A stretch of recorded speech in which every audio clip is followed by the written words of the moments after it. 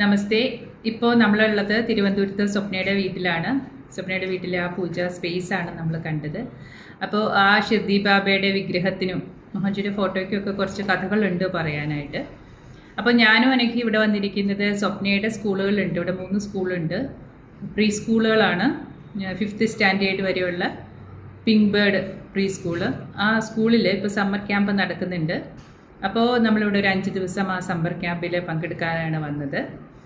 ഇപ്പോൾ 2 ദിവസം നമ്മൾ മോഹൻജിയുടെ ടെക്നിക്കുകൾ, അതായത് കോൺഷ്യസ്നെസ് ക്രിയ, യോഗ ടെക്നിക്സ്, പിന്നെ സൂര്യനമസ്കാരം, ഇതെല്ലാം അനഘയാണ് ചെയ്തത്. സൂര്യനമസ്കാരം അനഘയാണ് ചെയ്തത്. കോൺഷ്യസ്നെസ് വാക്കിങ്ങിനെ പറ്റി ഞാൻ ഇൻട്രൊഡ്യൂസ് ചെയ്തായിരുന്നു. പിന്നെ അവരോട് പ്രാണായാമ ടെക്നിക്ക് അതെല്ലാം ഇൻട്രൊഡ്യൂസ് ചെയ്തു. പിന്നെ കുറേ കളികളും കഥകളും ഒക്കെ ആയിട്ട് നമ്മളങ്ങനെ മുമ്പോട്ട് പോവാണ്. നാളെ ഇപ്പോൾ നമ്മൾ മോഹൻജിയുടെ മെഡിറ്റേഷൻ ഇവിടെ നമ്മൾ ചെയ്യുന്നുണ്ട്. പിന്നെ ഋഷിസാഗർ അദ്ദേഹം ഇവിടെ വരുന്നുണ്ട് പ്രധാനപ്പെട്ട അതിഥിയായിട്ട്. അപ്പോൾ അങ്ങനെ നമ്മൾ മോഹൻജിയെ പറ്റി ഒന്ന് ഇൻട്രൊഡ്യൂസ് ചെയ്യുന്നുണ്ട് നാളെ. അങ്ങനെയുള്ള പ്രോഗ്രാമുകളായിട്ട് മുമ്പോട്ട് പോവുകയാണ്. കൂടുതൽ ആളുകളിലേക്ക് മോഹൻജിയുടെ ആ ഒരു തത്വങ്ങൾ, അതായത് എങ്ങനെ പ്രാക്ടിക്കലായിട്ട് സ്പിരിച്വാലിറ്റിയും ഭൗതിക ജീവിതവും ഒരുമിച്ച് മുമ്പോട്ട് കൊണ്ടുപോകണം എന്നുള്ളതാണ് മോഹൻജി നമ്മളെ പഠിപ്പിക്കുന്നത്. ഇങ്ങനെ സമാധാനമായിട്ട് സന്തോഷമായിട്ട് നമുക്ക് പ്രസൻറ്റ് മൊമെൻറ്റിൽ ജീവിക്കാം എന്നുള്ളതാണ് നമ്മൾ മോഹൻജിയുടെ ആശയങ്ങൾ പ്രചരിപ്പിക്കുന്നതിലൂടെ ജനങ്ങളിലേക്ക് എത്തിക്കുന്ന ഒരു പ്രധാന സന്ദേശം. അപ്പം നമുക്ക് സ്വപ്നയിലേക്ക് പോകാം. നമസ്തേ. നമസ്തേ സ്വപ്ന. നമസ്തേ. ഭാരത ദർശനം ചാനലിലേക്ക് സ്വപ്നയെ സ്വാഗതം ചെയ്യുകയാണ്. അപ്പോൾ സ്വപ്നയുടെ സ്കൂളിൽ സമ്മർ ക്യാമ്പ് നടക്കുമ്പോൾ നമ്മുടെ മോഹൻജി ഫൗണ്ടേഷൻ്റെ പ്രതിനിധിയായിട്ട് എത്തിയിരിക്കുകയാണ് ഞാൻ. സ്വപ്ന മോഹൻജി ഫാമിലിയിലെ മെമ്പർ തന്നെയാണ്. അപ്പോൾ സ്വപ്നയ്ക്ക് കുറച്ച് എക്സ്പീരിയൻസുകൾ മോഹൻജിയുടെയും ബാബയുടെയും ഷെയർ ചെയ്യാനുണ്ട്. അതിൽ ആദ്യത്തെ എക്സ്പീരിയൻസ് ഒരു ഐഡൽ കിട്ടിയതാണ്, ബാബയുടെ ഒരു ഐഡൽ കിട്ടിയത്. അപ്പം എന്താ പറയുക, നമ്മുടെ യൂണിവേഴ്സ് നമ്മൾ റെഡി ആകുമ്പോൾ നമ്മളെ ഒന്ന് ക്ഷണിക്കുമല്ലോ സ്പിരിച്വാലിറ്റിയിലേക്ക്. അതുപോലെ തന്നെ ഒരു ക്ഷണം കിട്ടിയ ആളാണ് സ്വപ്ന. അപ്പോൾ ആ ഒരു എക്സ്പീരിയൻസ് ഒന്ന് പറയാമോ സ്വപ്ന? അതായത് ഭാരത് ദർശനം ചാനൽ ഞാൻ കാണുന്നത് നമ്മുടെ കോവിഡ് ടൈമിലാണ്. ഒരു സിറ്റുവേഷനിൽ ഇങ്ങനെ ഇരിക്കുമ്പോഴാണ് ഭാരത് ദർശനം ചാനൽ എപ്പോഴും കാണുന്നത്. ആ സമയത്താണ് മോഹൻജി ആരാണെന്ന് ദീപാജിയുടെ ആ വീഡിയോസിലൂടെ മനസ്സിലാവുന്നത്. അപ്പോൾ ആ സമയത്ത് പിന്നെ അതൊക്കെ കഴിഞ്ഞ് സ്കൂളൊക്കെ ഓപ്പണായ സമയത്ത് ഒരു ദിവസം സ്കൂളിൽ ഇങ്ങനെ ചുമ്മാ ഇരിക്കുമായിരുന്നു. അപ്പം ഒരു ബാബയുടെ എന്തോ ഒരു ഷിർദി സായി ബാബയുടെ ഒരു സോങ് ഇങ്ങനെ കേട്ടു. നല്ല സൗണ്ടിലാണ്. അപ്പോൾ പുറത്ത് ചെന്ന് നോക്കുമ്പോഴേക്ക് ഒരു ട്രക്ക് പോലുള്ള ഒരു അതിൽ കുറേ ബാബയുടെ ഫോട്ടോസൊക്കെ വെച്ച് ശരിക്കും കണ്ടു കഴിഞ്ഞാൽ ഒരു അമ്പലം പോലെ ചെയ്തു വെച്ചിരിക്കുകയാണ്. അവർ വന്നിട്ട് ആ സ്കൂളിൻ്റെ ഗേറ്റിൻ്റെ മുന്നിൽ നിന്നു, ആ സ്ഥാപനത്തിൻ്റെ ഗേറ്റിൻ്റെ മുന്നിൽ നിന്നപ്പോൾ എന്താണെന്ന് ബാബയുടെ സോങ് കേട്ടതുകൊണ്ട് ഞാനൊരു 100 rupees എടുത്തിട്ട് അവിടെ പോയി കൊടുക്കാനായിട്ട്. അപ്പോൾ ആ സമയത്ത് അവരത് തിരിച്ചു തന്നിട്ട് പറഞ്ഞു, ഒരു ബാബയുടെ ഒരു ചെറിയൊരു സ്റ്റാച്യു പോലുള്ള എടുത്തിട്ട് എൻ്റെ അടുത്ത് പറഞ്ഞു, ഇത് വെച്ചോളൂ, വിഷമങ്ങൾ ഒരുപാടുണ്ടെങ്കിൽ ഇത് വെച്ചിട്ട് മനസ്സിലാവുന്നുണ്ട്, ഇത് വെച്ചിട്ട് പൂജിക്കണം എന്ന് പറഞ്ഞു. അതായത് ഇവിടെ വെക്കാൻ പാടില്ല, വീട്ടിൽ കൊണ്ടുവച്ചിട്ട് പൂജിക്കാനായിട്ട് പറഞ്ഞു. അതോടൊപ്പം ഒരു രുദ്രാക്ഷവും കൂടെ തന്നു.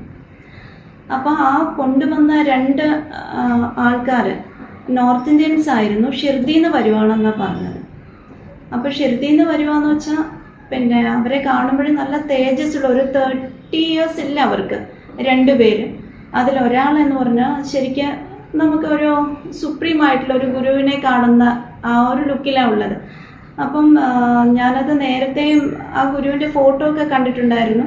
പക്ഷെ ആ ഒരു ഇദ്ദേഹത്തിനെ പോലെ തോന്നിയത് കൊണ്ടായിരിക്കാം, ചിലപ്പോൾ ആരോ ആണത്, എനിക്ക് പെട്ടെന്ന് ഞാനതിങ്ങനെ വാങ്ങി. അപ്പോൾ എൻ്റെ കൂടെയുള്ളവരൊക്കെ പറഞ്ഞു അതൊന്നും വാങ്ങണ്ട, ആരാ എന്താണെന്നൊന്നും അറിയില്ല. വേറൊരു ആളെന്ന് പറഞ്ഞാൽ മുടിയൊക്കെ കെട്ടി ഒരു നീല ജുബ്ബ ഇട്ടൊരു ആളായിരുന്നു. അദ്ദേഹം മുഖത്തൊന്നും നോക്കുന്നില്ല, കണ്ണട വെച്ചിട്ടുണ്ട്. പക്ഷെ വളരെ തേജസ്സുള്ള 2 പേരായിരുന്നു.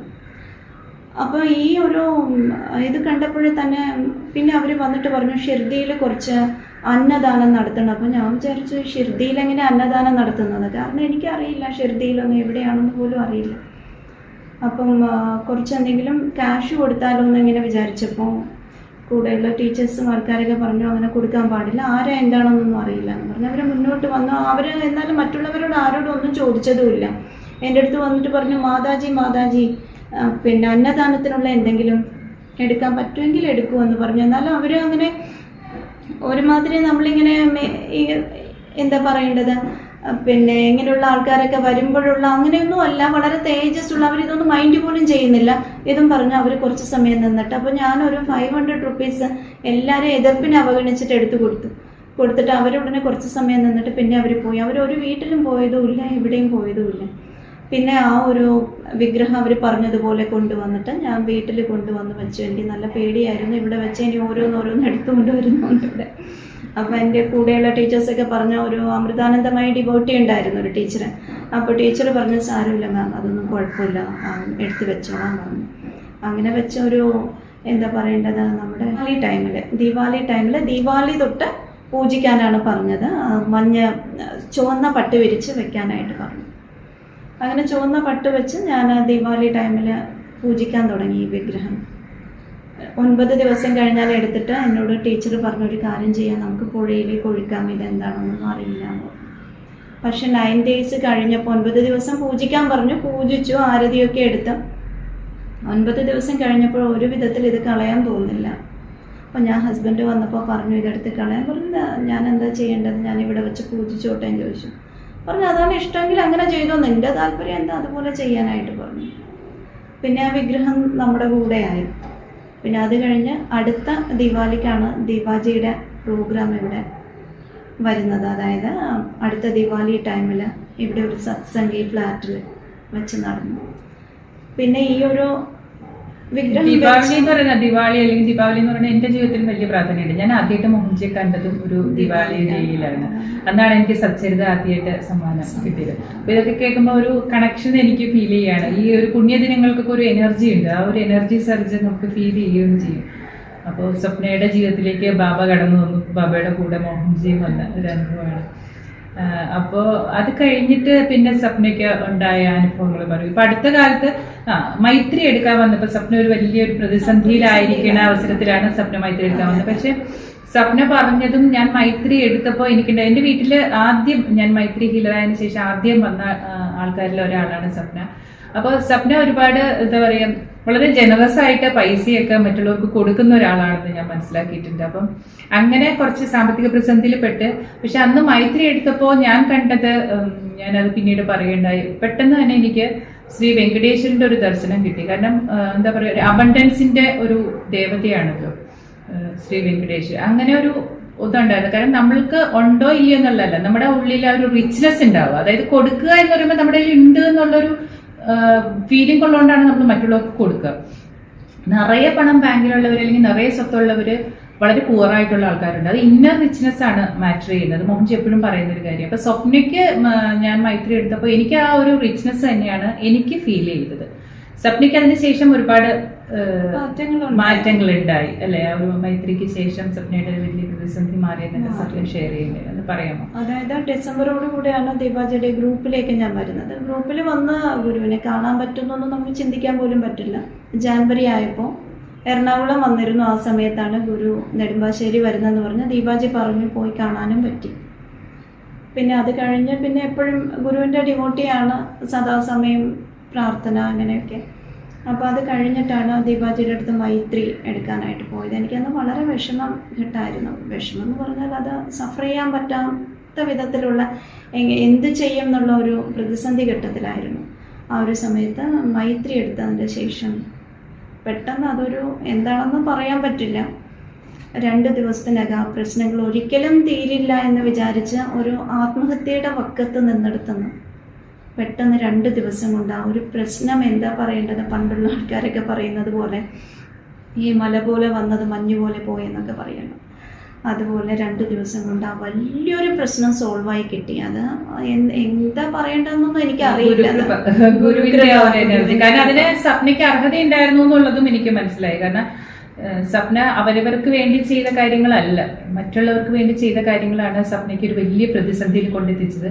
അപ്പോൾ അങ്ങനെ വരുമ്പോൾ എന്തായാലും ഗുരുകൃപ കൂടെ ഉണ്ടാവും. കാരണം സ്വപ്നയ്ക്ക് ഇനിയും കാര്യങ്ങൾ ചെയ്യാനുണ്ട്. അത് നമുക്കിപ്പം ഇപ്പം തന്നെ മനസ്സിലായല്ലോ. ഗുരുവിൻ്റെ കുറച്ച് എന്താ പറയുക, ഗുരുവിൻ്റെ ധർമ്മങ്ങൾ കുറച്ച് എത്തിക്കാനുള്ളൊരു കടമ കൂടി സ്വപ്നയ്ക്ക് ഉണ്ട്. അതുകൊണ്ട് തന്നെ ഗുരു കൈപിടിച്ച് ആ ഒരു പ്രശ്നത്തിൽ നിന്ന് സ്വപ്നയെ കരകയറ്റി. അത് വലിയ സന്തോഷമുള്ള ഒരു കാര്യമായിരുന്നു. പറയൂ സ്വപ്ന. പിന്നെ ഗുരുവിന്റെ എന്നാ ഒരു കാർഡ് കിട്ടിയിട്ടുണ്ടായിരുന്നു, ഗുരുവിന്റെ ഐ കാർഡ്. ആ കാർഡ് വെച്ചാണ് ഞാൻ പ്രാർത്ഥിച്ചുകൊണ്ടിരുന്നത്. വേറെ ഒന്നുമില്ല, വേറെ ഒന്നും ചെയ്യാനില്ല. ആ കാർഡ് വെച്ച് ഞാൻ സദാസമയം പ്രാർത്ഥിച്ചുകൊണ്ടിരുന്നത്. വേറെ ഒരു രക്ഷയില്ല. ആ ഒരു സമയത്ത് 2 ദിവസം കൊണ്ട് ഞങ്ങൾ തന്നെ ആശ്ചര്യപ്പെട്ടു പോയി. അയ്യോ, ഇതെന്തുവാണ് ഇതെന്ന് ഓർത്തിട്ട്. അതാണ് ഗുരുകൃപ. നമുക്ക് പ്രതീക്ഷിക്കാത്ത രീതിയിൽ സഹായം. അതിപ്പോ ഒരുപാട് പേര് പറയുമ്പോ അറിയാം, നമുക്ക് സറണ്ടർ ചെയ്താൽ മതി ഒരു പ്രശ്നം ബാബയുടെ അല്ലെങ്കിൽ ഗുരുവിന്റെ. നമുക്ക് അതിന് അർഹത ഉണ്ടെങ്കിൽ, നമുക്ക് അതിനുള്ള നല്ല കർമ്മങ്ങളുടെ ഒരു ബാക്ക്ഗ്രൗണ്ട്, ഒരു ബാക്ക് ബാലൻസ് ഉണ്ടെങ്കിൽ തീർച്ചയായിട്ടും അത് നമ്മളെ ഹെൽപ്പ് ചെയ്യും. പിന്നെ അടുത്ത കാലത്ത് സ്വപ്ന പറയണ്ടായി, മോഹൻജി മള്ളിയൂർ വന്നപ്പോഴാണോ അതോ മള്ളിയൂരല്ല, ട്രിവാൻഡ്രത്ത് വരുന്ന സമയത്ത്. എനിക്കത് അറിയില്ല ട്രിവാൻഡ്രത്ത് വന്നിട്ടുണ്ടെന്ന്. നമ്മുടെ ഗ്രൂപ്പിലെ ദീപാജി പറഞ്ഞപ്പോഴാണ് അറിയുന്നത്. അതായത് ഞാൻ അറിഞ്ഞില്ല, വന്നു കഴിഞ്ഞതിന് ശേഷം ഞാനും അറിഞ്ഞു. മോഹൻജി പ്രൈവറ്റ് ആയിട്ടൊരു സന്ദർശനം നടത്തിയപ്പോഴത്തെ അനുഭവമാണ് പറയുന്നത്. അപ്പൊ ഈ ഒരു അനുഭവം എനിക്ക് പണ്ട് ദുബായിൽ വെച്ചൊക്കെ ഞാൻ എക്സ്പീരിയൻസ് ചെയ്തിട്ടില്ല. കാരണം മോഹൻജി ആ പരിസരത്ത് എവിടെയെങ്കിലും എത്തുമ്പോൾ നമുക്കൊരു എനർജി സർജ് അനുഭവപ്പെടും. അതേപോലെ സ്വപ്നയുടെ അനുഭവം കൂടെ ഒന്ന് പറഞ്ഞോളൂ. അതായത് മോഹൻജി ട്രിവാൻഡ്രം വന്നതൊന്നും ഞാൻ അറിയില്ല. അപ്പോൾ രാവിലെ എഴുന്നേറ്റപ്പോഴും വീട്ടിൽ ആരോ വരുന്നതായിട്ട്, ഒരു ഗസ്റ്റ് വരുന്നതായിട്ട് എനിക്ക് തോന്നുന്നു. പെട്ടെന്ന് എനിക്ക് തോന്നുന്നു മോഹൻജി വീട്ടിൽ വരുന്നുണ്ട്, മോഹൻജി ഇതാ ഇപ്പോഴെത്തും എന്നുള്ള. ഞാൻ വീട്ടിൽ എനിക്കൊരു ആബ്സെൻറ്റ് മൈൻഡഡ് ആയിട്ട് ഞാൻ വീട്ടിൽ എന്തെങ്കിലും കുക്ക് ചെയ്യുന്നു, എല്ലാം മാറ്റി വെക്കുന്നു, എല്ലാം ക്ലീൻ ആക്കി ഇടുന്നു. ഒന്നും പറയേണ്ട, ഭയങ്കരമായിട്ട് ഗസ്റ്റ് വരുന്ന, നമുക്ക് ഏറ്റവും വേണ്ടപ്പെട്ട ഒരു ഗസ്റ്റ് വരുന്ന, അതും ഭയങ്കര ഒരു സന്തോഷവും. ഞാൻ എല്ലാം ക്ലീൻ ചെയ്ത്, വീടെല്ലാം ക്ലീൻ ചെയ്ത് എല്ലാം റെഡിയാക്കി, ഫുഡെല്ലാം പ്രിപ്പയർ ചെയ്ത് മാറ്റി വെച്ചു. ഒരു ഉച്ച സമയത്ത് ഞാൻ വിളക്കൊക്കെ കത്തിച്ചു വെച്ചു. എനിക്ക് എന്താണെന്നൊന്നും മനസ്സിലാവുന്നില്ല. കുറേ നിവേദ്യമൊക്കെ ഒരുക്കി വെച്ചു, എല്ലാം റെഡിയാക്കിയിട്ട് മോഹൻജി എപ്പോഴും വരുന്നു. എനിക്ക് ഡോറ് തുറക്കണമെന്ന് തോന്നി, ഞാൻ ഡോറ് തുറക്കുകയും ചെയ്തു. എന്നിട്ട് എന്താണ് കുറച്ച് കഴിഞ്ഞപ്പോഴും ഞാൻ വിചാരിച്ചു, എന്ത് പറ്റിയത്, അയ്യോ ഇതെന്തോ കാണിക്കുന്നതെന്ന്. അപ്പോൾ കുറച്ച് സമയം കഴിഞ്ഞ് ഇപ്പം മോഹൻജി വന്നിരുന്നത് പോലെ, എനിക്ക് ആരോ ഗസ്റ്റ് വന്നിരുന്നത് പോലെ ഞാനിവിടെ ഇരുന്നു. പിന്നെ കുറച്ച് കഴിഞ്ഞിട്ട് ഒരാൾ വന്നിട്ട് വീട്ടിൽ നിന്ന് വേണ്ടപ്പെട്ട ഒരു ഗസ്റ്റ് വന്ന് പോയതുപോലെ ഭയങ്കര ഒരു സന്തോഷം. അങ്ങനെ അത് എന്താണ് എനിക്ക് അങ്ങനെ തോന്നിയതെന്നൊന്നും അറിയില്ല. സത്യം പറഞ്ഞാൽ ഞാൻ ആകെ കുറച്ച് കഴിഞ്ഞപ്പോഴാണ് ഓർത്തത്, ഞാൻ എന്തിനാണ് ഇതൊക്കെ ഇങ്ങനെ കാണിച്ചതെന്ന് എനിക്ക് മനസ്സിലായില്ല. അടുത്ത ദിവസം ദീപാജി ഗ്രൂപ്പിൽ ഇട്ടിട്ടുണ്ടായിരുന്നു, മോഹൻജി ട്രിവാൻഡ്രത്ത് വന്നിട്ടുണ്ടായിരുന്നു, ആരുടെ ബർത്ത്ഡേക്ക് വേണ്ടി അവരുടെ വീട്ടിൽ വന്ന് പോവുകയും ചെയ്തു. മോഹൻജിയുടെ ഒരു ഫ്രണ്ടിന്റെയാണ്. അപ്പൊ അങ്ങനെ അതാണ് നമ്മൾ എനർജി വൈസ് കണക്റ്റഡ് ആയി എന്നുള്ളതിന്റെ തെളിവുകളാണ്. അതിന് മോഹൻജി പറയുമല്ലോ, ആ ഭക്തി അല്ലെങ്കിൽ ആ ഒരു ഡിവോഷൻ മാത്രം മതി. പിന്നെ ഇപ്പോൾ നമ്മൾ വന്നിരിക്കുന്നത്, ഇപ്പൊ ഞാൻ 2ാമത്തെ പ്രാവശ്യമാണ് വരുന്നത്. ആദ്യത്തെ പ്രാവശ്യം നമ്മൾ ഇവിടെ വന്ന് മോഹൻജി ഓൺലൈൻ വന്നൊരു സത്സംഗമൊക്കെ നടത്തിയിട്ടുണ്ടായിരുന്നു. ഇപ്പൊ 2ാമത്തെ പ്രാവശ്യം കുട്ടികളുടെ ക്യാമ്പിൽ പങ്കെടുക്കാനാണ്. അപ്പൊ സ്വപ്ന നല്ലൊരു ആതിഥേയാണ്. സ്വപ്നയുടെ ഫ്ലാറ്റിൽ തന്നെയുള്ള ഒരു ഗസ്റ്റ് റൂമിലാണ് ഞാൻ താമസിക്കുന്നത്. അപ്പോൾ സ്വപ്നയുടെ സ്കൂളുകളുണ്ട് ഇവിടെ, പിങ്ക് ബേർഡ്. അപ്പോൾ അതിനെ പറ്റി ഒന്ന് പറയൂ, നമ്മുടെ ഈ ഒരു സമ്മർ ക്യാമ്പിലെ പ്രോഗ്രാമിനെ പറ്റി സ്വപ്ന പറയൂ. സ്വപ്നയുടെ സ്കൂളുകളെ പറ്റി പറയൂ, എത്ര സ്കൂളുകളുണ്ട്, എവിടെയാണെന്നൊക്കെ. അതായത് എനിക്ക് 2-3 സെൻറ്റർ ഞാൻ സ്റ്റാർട്ട് ചെയ്തിട്ടുണ്ടായിരുന്നു ഒരു 3 വർഷം മുമ്പേ. പെരുന്താന്നയാണ് ആദ്യമായിട്ട് സ്റ്റാർട്ട് ചെയ്തത്. പിന്നെ അത് കരുമത്തേക്ക് ഒരു സെൻറ്റർ വന്നു. പിന്നെ ഇപ്പോഴും പാരൂർക്കുഴി പള്ളിച്ചില എന്ന് പറയുന്ന സ്ഥലത്ത് ഒരു സെൻറ്ററുണ്ട്. അപ്പോൾ നമ്മുടെ പിന്നെ ഏപ്രിൽ മുതൽ മെയ് വരെ സമ്മർ ക്യാമ്പ് സ്റ്റാർട്ട് ചെയ്യും. എപ്പോഴും എല്ലാ സ്കൂൾസിലും ഉണ്ട്, ഞാനും അത് നടത്താറുണ്ട്. അപ്പോൾ ഇപ്രാവശ്യം ഞാൻ വിചാരിച്ചു സമ്മർ ക്യാമ്പ് വേണ്ട, ഒരു സെൻറ്ററിൽ പറഞ്ഞു അവർക്ക് വേണ്ട എന്ന് പറഞ്ഞു. അങ്ങനെ ഇരിക്കുകയാണ് ദീപാജി പറഞ്ഞത്, സമ്മർ ക്യാമ്പ് ഉണ്ടോ സ്വപ്ന, ഞാൻ അങ്ങോട്ട് വരുന്നുണ്ടെന്ന് പറഞ്ഞതും അതെല്ലാവരും മാറി നിന്നവരൊക്കെ പെട്ടെന്ന് കാണാൻ ആക്റ്റീവ് ആവുന്നു. അവരോട് ഞാനിതൊന്നും പറഞ്ഞില്ല, ആക്റ്റീവായി ഒരു 100 സ്റ്റുഡൻസോളം വന്നു. മോഹൻജി വർക്ക് ചെയ്തു തുടങ്ങി. അതാണ് പറയുന്നത്, നമ്മൾ ഒരു സ്റ്റെപ്പ് വെച്ചാൽ മതി, ബാക്കി മോഹൻജി ചെയ്തോളും. അപ്പൊ ദീപാജി ഇവിടുത്തെ ഒരു ഹാളാണ് പറഞ്ഞിട്ടുണ്ടായിരുന്നത്. അത് കഴിഞ്ഞ് തഞ്ചാവൂർ അമ്മ വീടെന്ന് പറഞ്ഞുള്ള ആ ഹാള് മിക്കവാറും ഞാൻ മെഡിറ്റേഷൻ ചെയ്യുന്ന സമയത്ത്, അതായത് എനിക്ക് കുട്ടികളൊക്കെ കുറവായിരുന്നു സ്കൂൾസിൽ, അപ്പോൾ ഞാൻ എപ്പോഴും കാണാം അഡ്മിഷൻ എടുക്കാനായിട്ട് മോഹൻജിയും ബാബയും വന്നിട്ട് അവിടെ ഇരിക്കുന്നതായിട്ട്. അതെപ്പോഴും ഈ തഞ്ചാവൂർ അമ്മ വീട്ടിലുള്ള ആ ഒരു പിന്നെ ഓഫീസ് റൂമിലൊക്കെയാണ്. ഞാൻ വിചാരിക്കുകയും ചെയ്യും ഇത് എന്തുവാണെന്ന്. ഇന്നലെയാണ് എനിക്ക് തോന്നിയത്, ഭഗവാനെ ഇവിടെയാണോ അപ്പോൾ പ്രോഗ്രാമും വെച്ചിരിക്കുന്നത്, ഇനി മോഹൻജി അവിടെ പ്രസൻസ് ഉണ്ടാവുമല്ലോ. മോഹൻജി എന്തായാലും പ്രസൻസ് ഉണ്ടാവുമല്ലോ, നമ്മൾ എന്ത് പ്രോഗ്രാം നടത്തുമ്പോഴും മോഹൻജിയുടെ ആ ഒരു പ്രസൻസ് അവിടെ ഫീൽ ചെയ്യാറുണ്ട്. അപ്പൊ അവിടേക്കുള്ള ആളുകളെ എത്തിക്കുന്നത് എല്ലാം ഗുരുവിന്റെ ഒരു കൃപയാണ്. ഗുരുവാണ് എല്ലാം ചെയ്യുന്നത്, നമ്മളാരും ഇല്ല. 5ാം ക്ലാസ് വരെ ഉണ്ടെന്ന് തോന്നുന്നു, 5th സ്റ്റാൻഡേർഡ് വരെ ഉണ്ട്, ഇപ്പോഴും 2nd സ്റ്റാൻഡേർഡ് വരെ ആയി. അപ്പൊ ചെറിയ കുട്ടികൾ മുതൽ വലിയ കുട്ടികൾ വരെ ഉണ്ട്. അപ്പൊ നമ്മുടെ 1-2 പ്രോഗ്രാംസ് അവിടെ കഴിഞ്ഞു. അപ്പൊ ഇന്ന് നമ്മൾ മെഡിറ്റേഷൻ ചെയ്യുന്നുണ്ട്. കുട്ടികൾക്ക് മെഡിറ്റേഷൻ ഒന്ന് ഇൻട്രൊഡ്യൂസ് ചെയ്ത്, സത്യത്തില് കുട്ടികൾ പ്രസന്റിലാണ് ജീവിക്കുന്നത്, പക്ഷെ ഇപ്പോഴത്തെ ഈ ഇലക്ട്രോണിക്സ് യുഗത്തിൽ അവരുടെ ആ ഒരു ആബ്സെന്റ് മൈൻഡഡ്നെസ് ഒക്കെ വന്നു തുടങ്ങിയിട്ടുണ്ട്. അപ്പൊ നമ്മൾ ലിവ് ഇൻ ദ പ്രസന്റ് എന്ന് പറയാനായിട്ട് ഇന്ന് മെഡിറ്റേഷൻ ചെയ്യുന്നുണ്ട്. നാളെ കാര്യമായിട്ട് പ്രോഗ്രാമുകളുണ്ട്. അപ്പൊ എല്ലാവർക്കും, ട്രിവാൻഡ്രത്തുള്ള എല്ലാവർക്കും അതിലേക്ക് നമ്മളെല്ലാവരെയും സ്വാഗതം ചെയ്യുകയാണ്.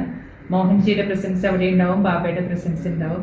അപ്പൊ സ്വപ്നയ്ക്ക് ഇനി വേറെ എന്തെങ്കിലും എക്സ്പീരിയൻസ് തീർച്ചയായും ഭഗവാൻ കൃഷ്ണന്റെ ഒരു എക്സ്പീരിയൻസ് ഉണ്ടായിരുന്നു. ഞാൻ നേരത്തെ പറഞ്ഞിട്ടുണ്ടായിരുന്നു, എനിക്ക് ഗുരുവായൂരിൽ കിട്ടിയ ഒരു ബുക്ക്. ഞാൻ ഇത്രയും വിഷമ സമയത്ത്, ഞാൻ ആ സമയത്ത് ഗുരുവായൂരിൽ പോയപ്പോൾ അവിടുന്ന് ഒരു ബുക്ക് എനിക്ക്, ഒരു മഹാലക്ഷ്മി മംഗലസ്ഥം, അത് ഇന്നും വീട്ടിലുണ്ട്.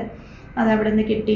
അത് കിട്ടിയത് എങ്ങനെയാണെന്ന് കൂടെ ഒന്ന് പറയാം. അത് കിട്ടിയത് ആ സമയത്ത് എനിക്ക് ഗുരുവായൂരിൽ പോയിട്ട്, ഞാനങ്ങനെ ഗുരുവായൂരിൽ പോകുന്ന ആളല്ല. അവിടെ ചെന്ന് എൻ്റെ ഹസ്ബൻഡ് എൻ്റെ അടുത്ത് പറഞ്ഞു, അവിടെ തിരക്കിലൊന്നും നിൽക്കാനൊന്നും പറ്റില്ല, കൊടിമരത്തിൻ്റെ അടുത്ത് നിന്ന് തൊഴുതിട്ട് വന്നാൽ മതി എന്ന് പറഞ്ഞു. അപ്പോൾ അവിടെ ചെന്നപ്പോൾ ഞാൻ അത് നേരത്തെ പറഞ്ഞിട്ടുണ്ടായിരുന്നു, എനിക്ക് അവിടെ നിന്നൊന്നും കാണാൻ പറ്റുന്നില്ല, അറിയാമല്ലോ, വിളക്ക് മാത്രമേ കാണാൻ പറ്റുന്നുള്ളൂ. ഞാനന്ന് ഗുരുവിനെ വിളിച്ച് പ്രാർത്ഥിച്ചു, ഗുരു എനിക്കൊന്നും അകത്ത് കയറി തൊഴാൻ പറ്റണേന്ന്. പക്ഷെ ഒരു ക്യൂവിൽ പോയി നിന്നതും പെട്ടെന്ന് ക്യൂ പോയി. പക്ഷെ അവിടെ നിന്നപ്പോൾ എൻ്റെ ഒരു അത്യാർത്ഥി കൊണ്ടോ ഞാനെന്തോ ഗുരുവിനോട് ഞാൻ പറഞ്ഞു, ഗുരു എനിക്ക് ജീവിതത്തിൽ ഞാനൊന്നും നേടിയിട്ടില്ല, ഞാനൊന്നും ആവശ്യപ്പെട്ടിട്ടുമില്ല, എനിക്ക് ഇന്നൊന്നുമില്ല, ഞാനൊന്നിനെക്കുറിച്ചും, ഞാൻ ലേറ്റ് മാരേജ് ആയിരുന്നു, എനിക്ക് കുട്ടികളില്ല, ഒന്നുമില്ല. അപ്പോൾ ഭഗവാനെ എനിക്കൊന്ന് കാണാൻ പറ്റുമോ ഗുരു എന്ന് ഞാനിങ്ങനെ പറഞ്ഞത്.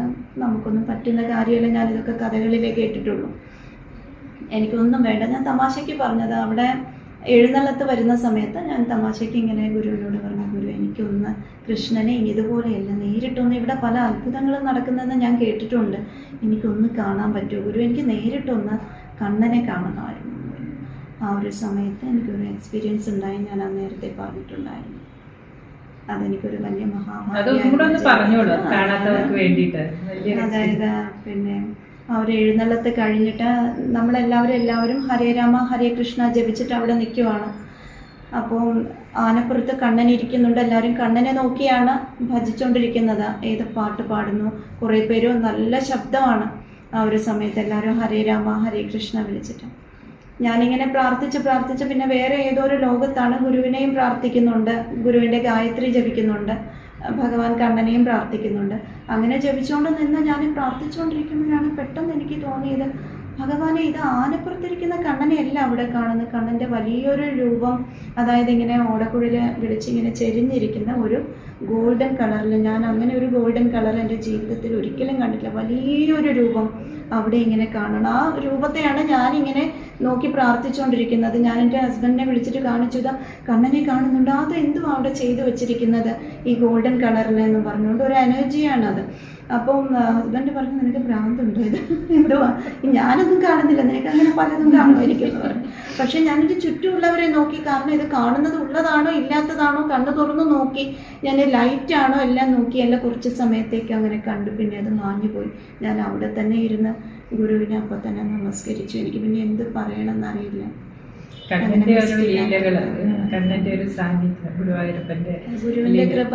അപ്പൊ അങ്ങനെ എന്നിട്ട് പിന്നെ ഈ ബുക്ക് കിട്ടിയതും കൂടെ പറഞ്ഞോളൂ. ആ ബുക്ക് കിട്ടി. ഞാൻ അവിടെ ഇങ്ങനെ നിൽക്കുന്ന സമയത്താണ് എൻ്റെ കാലിൻ്റെ അടുത്ത് ഈ ഒരു ബുക്ക്. എന്നാൽ അവിടെ ആരോട്ടില്ല താനും, കുറേ പിറകിൽ ആൾക്കാർ ഇരിക്കുന്നുണ്ട്. ഞാൻ എന്നിട്ട് ഈ ബുക്ക് എടുത്തിട്ട് നോക്കുവാണ്, പിറകിൽ ആരെങ്കിലും ഉണ്ടോ, അവരുടെ ബുക്കാണെങ്കിൽ എന്നും കരുതി ഞാനിങ്ങനെ വിചാരിക്കുവാണ്, അവിടുന്ന് ഭഗവാനെ നമ്മളെല്ലാവിടെയും ചെന്ന് പ്രാർത്ഥിക്കുമല്ലോ, എൻ്റെ ഈ ബുദ്ധിമുട്ടുകളൊക്കെ തീർത്ത് തരണേ എന്ന്. അപ്പോഴാണ് മഹാലക്ഷ്മി മംഗലസ്ഥം അവിടെ കാണുന്നത്. അതെടുത്തു. ഞാൻ അവിടെ ഇരുന്ന് ഇത് പ്രാർത്ഥിച്ചുകൊണ്ടിരുന്ന ഒരു വട്ടം അത് വായിച്ച് കഴിയുമ്പോഴാണ് ശീവേലി വരുന്നത്. അപ്പോൾ അതാണ്, കണ്ണനോട് നമ്മൾ പ്രാർത്ഥിക്കുകയാണെങ്കിൽ, മനസ്സറിഞ്ഞ് പ്രാർത്ഥിക്കുകയാണെങ്കിൽ കണ്ണന്റെ ആ ഒരു അനുഗ്രഹം ഉണ്ടാവും. സ്വപ്ന ഒരുപാട് കുഞ്ഞുങ്ങൾക്ക് അമ്മയുടെ സ്ഥാനത്ത് നിന്നിട്ടാണ്. ഇപ്പൊ 6 മാസമുള്ള കുട്ടികളെ വരെ, 3 മാസമുള്ള കുഞ്ഞുങ്ങളെ പോലെ ആ ക്രഷില് എന്താ പറയുക, സ്വന്തം അമ്മ നോക്കുന്ന പോലെ നോക്കുന്നുണ്ട്. അപ്പം മോഹൻജി പറയുന്ന പോലെ സ്വന്തം കുട്ടികൾ വേണം എന്നില്ല, നമുക്ക് ആ മാതൃത്വം പ്രകടിപ്പിക്കാനായിട്ട് നമ്മളുടെ ഉള്ളിൽ ആ ഒരു സ്നേഹം ഉണ്ടായി, അതിന് എന്താ പറയുക, ആ അമ്മമാരുടെ വാത്സല്യ ഭാവം ഉണ്ടായാൽ മതി. അപ്പോൾ അതുകൊണ്ട് തന്നെ കണ്ണൻ്റെ പ്രസൻസ് സ്വപ്നയുടെ കൂടെ ഉണ്ട്, ഗുരുവിൻ്റെയും ബാബയുടെ ഒക്കെ അനുഗ്രഹം ഉണ്ട്, ആ കുഞ്ഞുങ്ങൾക്ക് എല്ലാവർക്കും ഉണ്ട്. അപ്പോൾ ഇത്രയും നേരം നമുക്ക് വേണ്ടിയിട്ട്, ഈ തിരക്കുണ്ടതല്ല, എന്നാൽ അതിൻ്റെ ഇടയ്ക്ക് നമുക്ക് വേണ്ടി ചെലവഴിച്ച സ്വപ്നയ്ക്ക് എല്ലാവരുടെയും പേരിൽ നമസ്കാരം.